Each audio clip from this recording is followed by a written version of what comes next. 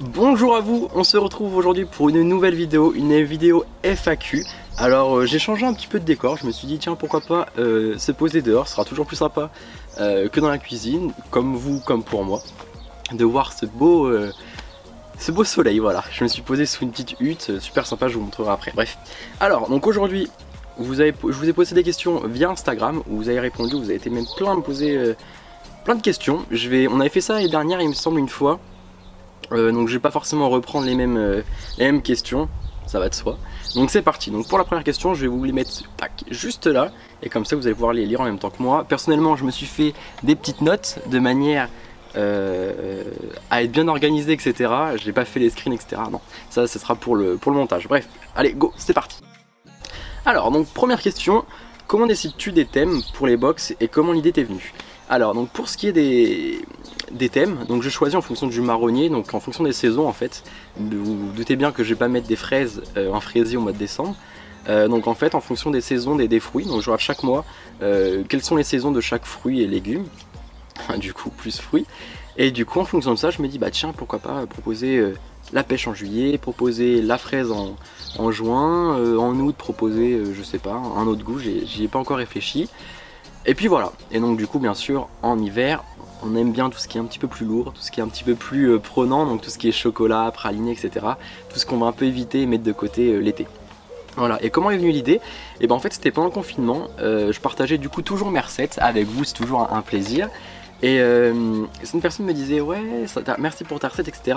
Mais j'arrive pas à faire exactement comme toi, à ce que le résultat soit exactement pareil. Du coup je me suis dit mais qu'est-ce que je pourrais faire de mieux pour vous partager encore plus? Du coup j'ai réfléchi, je me suis dit bah vraiment la seule chose à faire c'est d'avoir le même matériel pour avoir le même résultat. Et donc de là l'idée est venue, et donc là je me suis dit pourquoi pas poser des box de pâtisserie tout simplement avec exactement le même matériel que j'utilise. Du coup voilà, et bien sûr 100% français. Voilà. Prochaine question. Quels sont tes projets de cet été? Alors mes projets de cet été, vacances, etc. Alors peut-être partir une petite semaine en vacances tranquille. À côté de ça je vais pas mal travailler pour mettre en place des nouveaux concepts, nouveaux projets d'ici là à la fin d'année. Donc cet été ça va être disons quelques semaines reposantes, mais à côté de ça je vais encore plus charbonner, travailler que les mois précédents tout simplement. Tu as fait quoi comme études, CAP, BTM, etc. Alors là, cette question, je crois que c'est la question qui m'était le plus demandée, même si j'y ai déjà répondu maintes et maintes fois.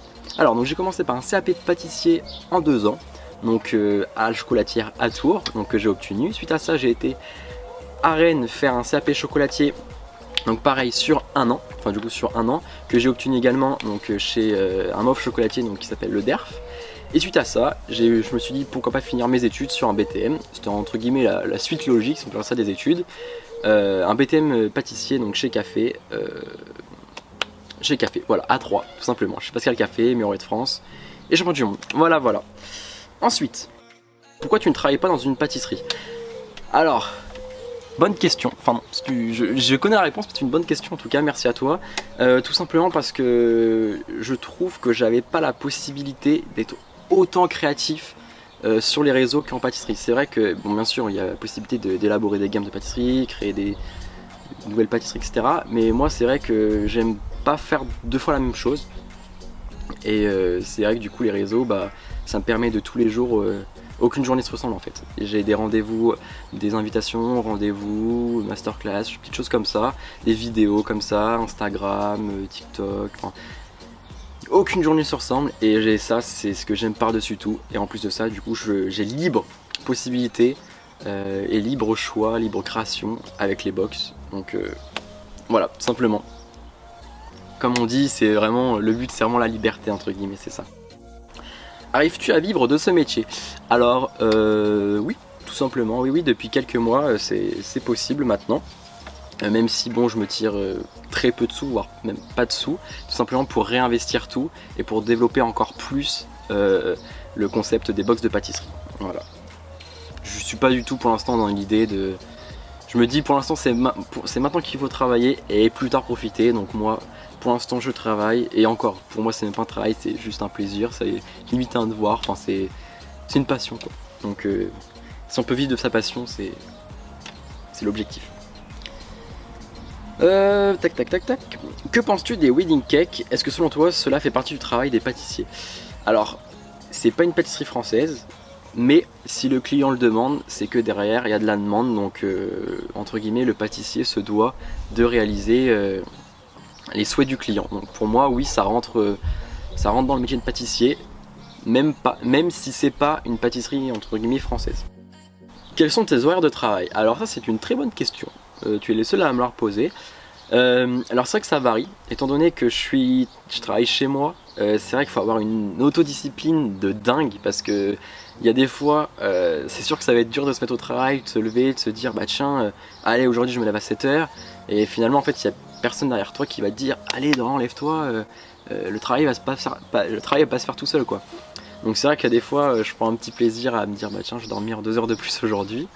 Mais d'un côté aussi c'est dur de décrocher, parce que du coup vu que j'aime ce que je fais et que bah, tout simplement je veux continuer, je veux jamais m'arrêter, bah, je continue le soir, après manger, le week-end, le dimanche, même la nuit. Vous pouvez voir sur mon Instagram que je fais des pâtisseries, que je travaille même la nuit, donc d'un côté c'est bien. Donc quand je vais vous dire que globalement je fais approximativement à partir de 10h, 9h, 10h je commence souvent.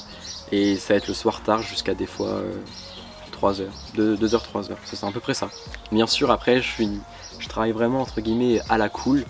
Je suis pas là à être allez faut que ça soit rentable, faut que je sois productif, etc. Non, on est là pour se faire plaisir, pour faire plaisir également, c'est le principal. Donc voilà, et j'espère que derrière ça se ressent, donc c'est le Graal si on peut dire ça comme ça. Comment tu as réussi à te faire connaître? Alors c'est un grand mot, hein. Je suis pas là pour dire je suis connu ou quoi que ce soit, loin de là.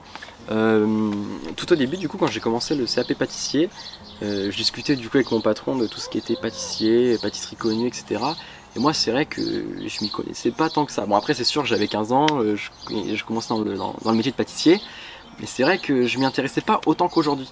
Maintenant c'est vraiment devenu une vraie passion, alors qu'au début c'était vraiment un plaisir, et je me suis laissé tenter entre guillemets là-dedans. Et en patron il s'est dit bah tiens, il faut vraiment que tu t'intéresses plus à la pâtisserie, plus que entre guillemets juste ton travail. Et du coup de là je me suis dit bah tiens je vais créer une page de pâtisserie où je vais partager entre guillemets les pâtisseries des personnes entre guillemets connues, donc des grands pâtissiers, grandes pâtisseries, etc. Et du coup de là j'ai commencé à partager, et c'est là où en fait je me suis vraiment intéressé à la pâtisserie. Et de là est née entre guillemets ma page Instagram, le coin du pâtissier. Première année j'ai dû gagner quoi, 2000 abonnés, mais vraiment de base c'était vraiment pas pour gagner des abonnés, c'était vraiment juste pour apprendre en fait. Ça m'obligeait entre guillemets à partager et à apprendre. Du coup deuxième année je crois que je suis monté à 5000, bon voilà. Et puis après troisième année quand j'ai commencé à partager mes propres pâtisseries et partager un peu plus moi-même, j'ai d'ailleurs changé le nom de ma page maintenant il y a de ça au moins 6 mois. Enfin même avant hein, ça faisait longtemps de ça. Et c'est là où en fait ça a entre guillemets accroché. Et donc du coup de là je me suis dit bah tiens pourquoi pas continuer et partager mon projet à travers ma page, et c'est là où entre guillemets ça a super bien fonctionné. Du coup voilà. Quel âge as-tu? Alors j'ai 20 ans, voilà. C'est l'année de mes 21 ans, 2021, je suis un 2000. Et puis voilà. Mais comme on dit, la valeur n'attend pas le nombre des années. Donc l'âge ça veut rien dire, hein. C'est juste un nom. On peut dire ça comme ça. Il y a des gens qui peuvent très bien avoir 40 ans et 20 ans dans leur tête, et inversement. Pourquoi une bague sur un gant? Alors en fait c'est tout simplement mon identité visuelle. Alors cette question aussi énormément posée. C'est comme un petit peu Marc Verratti avec son bob sur la tête, son chapeau. Et bah bon je me compare pas à lui hein, parce que lui vraiment il est next level. Mais c'est ça, c'est mon petite identité visuelle. Et j'adore tout ce qui est mode, donc je me suis dit pourquoi pas comment allier la mode à la pâtisserie. Et là je me suis dit qu'est-ce qu'on voit dans mes pâtisseries, dans mes vidéos Instagram? Mes mains, il faut que j'habille mes mains. Et du coup je me suis dit excellente idée Dorian, on prend la bague. Du coup voilà. Penses-tu à faire le concours du meilleur pâtissier sur M6? Ah ah, très bonne question, je n'y répondrai pas. Compagnon du devoir ou Ferrandi? Alors les deux sont très bien, il n'y a pas de... Je pense que c'est en fonction de chacun, c'est un choix, c'est pas il y en a une meilleure que l'autre. J'ai eu l'occasion de visiter l'école de Ferrandi il y a de ça quelques semaines, qui est une super école avec des super profs, et derrière ça il y a un super accompagnement, vous êtes quand même assez libre derrière, vous faites quand même des stages, etc. Donc ça a l'air d'être une super école. En plus ils ont un très beau bâtiment, des bons locaux, enfin c'est vraiment la totale, c'est vraiment super. Compagnon du devoir, alors de base je voulais faire ça, j'étais parti pour faire un compagnon du devoir. Mais finalement les choses ont fait que je me suis orienté vers un campus, voilà. Bon. Et en tout cas compagnon du devoir ça doit être une super expérience, ça a l'air génial et c'est vrai que ça fait penser un petit peu à une secte, je sais pas si je suis le seul à penser ça, mais c'est génial, hein, je dis pas ça pour dénigrer, au contraire c'est génial, les gens ont l'air super soudés et derrière ça bah, vous ressortez avec une super expérience et en plus de ça, autre que vous grandissez dans la pâtisserie, vous grandissez aussi je pense mentalement parce que si vous faites le tour de France, voilà, ça va être super. Bon voilà, j'ai répondu à la plupart de vos questions. J'espère que cette petite vidéo vous aura plu, en format un petit peu différent, où je vous partage un peu plus sur moi-même, sur mon perso. Voilà, donc on se retrouve le mois prochain, donc pour la prochaine box, donc la box de juillet, qui est d'ailleurs disponible juste ici, elle est déjà en pré-vente. Bon, comme chaque mois, elle est vite sold out, donc ne perdez pas de temps si jamais le cœur vous en dit. Vous avez soit la possibilité de la prendre à l'unité ou soit par l'abonnement, et avec l'abonnement bien sûr il y a une offre. Voilà, sans engagement, enfin en engagement d'uniquement un mois résiliable en un clic. Voilà, sur ce je vous souhaite une belle journée et puis à la prochaine. Merci d'avoir regardé la vidéo jusqu'à la fin, n'hésitez pas à vous abonner et pensez aussi au petit like, ça m'aidera beaucoup.